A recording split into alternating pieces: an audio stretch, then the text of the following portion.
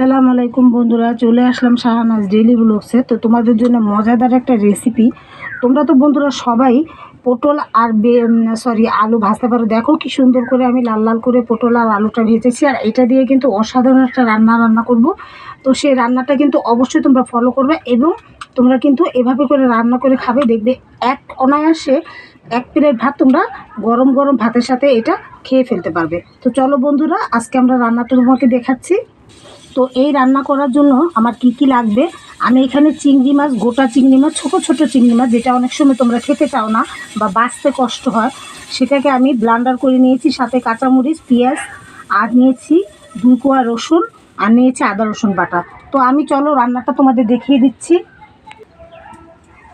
তো পরিমাণ মতো কিন্তু বন্ধুরা তেলটা দিয়ে দিচ্ছি।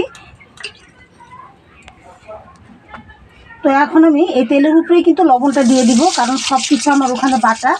আর অল্প একটু গুঁড়া মরিচ, অল্প একটু হলুদের গুঁড়া, একটু ধনিয়ার গুঁড়া দিয়ে ভালো করে নেড়ে নিচ্ছি। নিয়ে কিন্তু এই মশলার ভিতরে আমি এগুলো ফেলে দিচ্ছি, দিয়ে সুন্দর মতো করে একদম কষিয়ে নেব।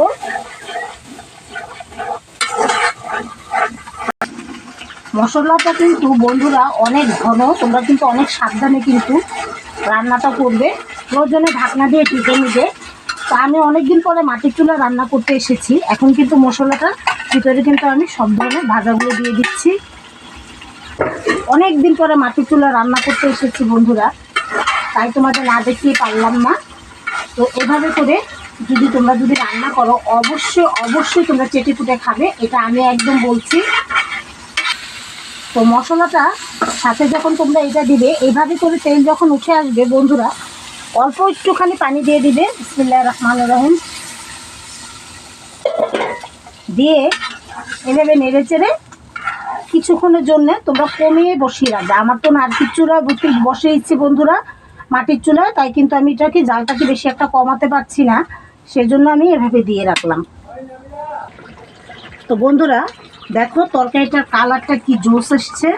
আর এটা তোমরা কিন্তু চাইলে কিন্তু পোলাও দিয়েও তোমরা খেতে পারো, ইচ্ছা করলে খিচুড়ি দিয়েও খেতে পারো, ভাত দিয়েও খেতে পারো।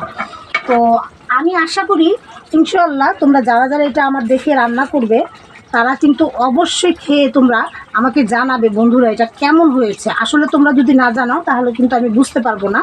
তো যাই হোক, এই তরকারিটা কিন্তু আমার থেকে খুবই মজা লাগে, তাই তোমাদেরকে আজকে শেয়ার করে দিলাম। দেখো এটা কিন্তু অবশ্যই তোমরা পোলাও দিয়ে পোলাও দিয়ে বা খিচুড়ি দিয়ে খেতে পারবে। এটা কিন্তু খুবই একটা মজাদার খাবার, খেলেই তোমরা বুঝতে পারবে। তো বন্ধুরা এই অবস্থা যখন থাকবে তখন তোমরা নামিয়ে নেবে। তো আশা করি অবশ্যই আমার ভিডিওটা তোমাদেরকে ভালো লাগে। তো যাদের যাদের ভালো লাগে বন্ধুরা লাইক, কমেন্ট, শেয়ার ও ফলো দিবে, অবশ্যই ফলো দিবে। আর কি বলবো তোমাদের, আজকের মতো কিন্তু বিদায় নিতে হচ্ছে। আল্লাহ হাফেজ।